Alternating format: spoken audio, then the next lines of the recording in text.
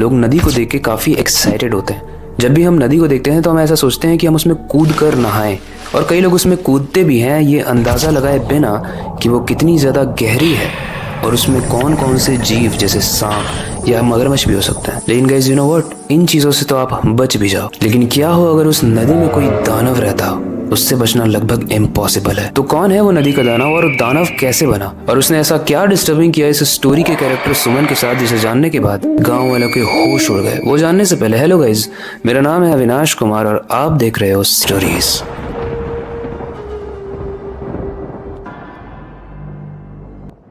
कोटा के पास एक गांव था भरतपुर, जहां से एक छोटी सी नदी बहती थी। लोग कहते थे वो नदी श्रापित है, इसलिए उसका नाम ही काली नदी रख दिया गया। गांव वालों की कहानियों के हिसाब से नदी के अंदर एक श्रापित दानव रहता था। बट अभी मैं आपको वो इंसिडेंट बताने जा रहा हूँ जिसे स्टोरी के सुमन के साथ हुआ, और वो दानव उस नदी में आने वाले हर व्यक्ति को मार डालता था। लेकिन वो ऐसा क्यों करता था वो मैं स्टोरी के एंड में बताऊंगा। सुमन एक नौजवान लड़की जो रिसेंटली अपने परिवार वालों के साथ उस गाँव में आई थी। उसके आने का रीजन ये था कि उस गाँव में उसकी नानी अकेले रहती थी और उनका देखभाल करने के लिए उसकी फैमिली काफी दिनों से दूर थी, जिसके बाद वो डिसाइड करते हैं कि कुछ दिनों तक वो अपनी नानी के साथ ही रहेंगे। सुमन अक्सर उस नदी के पास जाया करती थी पीस को एंजॉय करने के लिए, कभी कपड़ों को धोने के लिए और कभी कभी तो बस ऐसे ही बैठने के लिए ताकि वो ठंडी हवा खा ले। लेकिन कई बार शाम को उसे ऐसा फील होता था जैसे उस नदी से कुछ है जो उसको अट्रैक्ट कर रहा है उसकी तरफ, कुछ बुला रहा है उसको अपनी तरफ। लेकिन क्या था उसे नहीं पता था, क्योंकि वो एक इनविजिबल सा फील हो रहा था, उसे दिख नहीं रहा था कुछ भी। एक रात वो फैसला करती है कि अगले दिन वो अपने दोस्तों के साथ उस नदी के अंदर जाएगी। उसने अपने दोस्तों को समझाया कि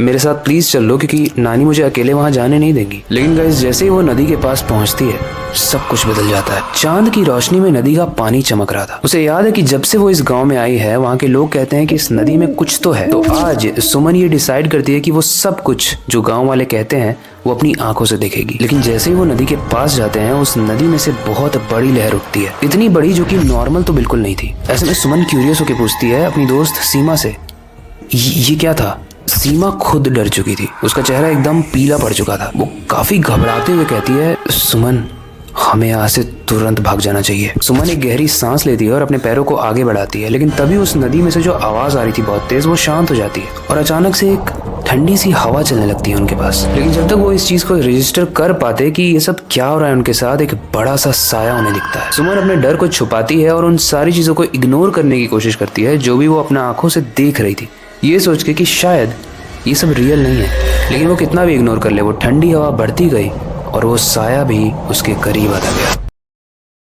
तभी सुमन एक आवाज सुनती है, एक क्रीपी सी आवाज जो बहुत तेज से आती है, मैं तुम्हारे साथ अपनी मौत का बदला लेना चाहता हूँ। सुमन बहुत तेज से अपनी आंखों को बंद कर लेती है, वो ये सोच के कि जब वो आंखें को खोलेगी तो सब कुछ नॉर्मल हो जाएगा। और जैसे ही वो अपनी आंखों को खोलती है, सुमन के सामने एक सड़ी हुई शक्ल का इंसान खड़ा था जिसके चेहरे से बहुत ज्यादा खून टपक रहा था और उसमें से बहुत स्मेल आ रही थी। उसको देखते ही सुमन को ऐसा लगा जैसे डर से उसकी जान निकल जाएगी। वो दानव उन दोनों को ही देखता है और उसके चेहरे पर बहुत ही क्रीपी तरीके से स्माइल थी। दानव फिर से बोलता है, मैं तुम दोनों को आज सबक सिखा कर रहूंगा। सुमन और सीमा बहुत डर जाते हैं, कोई भी होता तो बहुत डर जाता है, ये नॉर्मल तो बिल्कुल नहीं था। दोनों ये देखते ही बहुत तेज से भागने की कोशिश करते हैं, लेकिन वो दानव समझ चुका था इनका प्लान।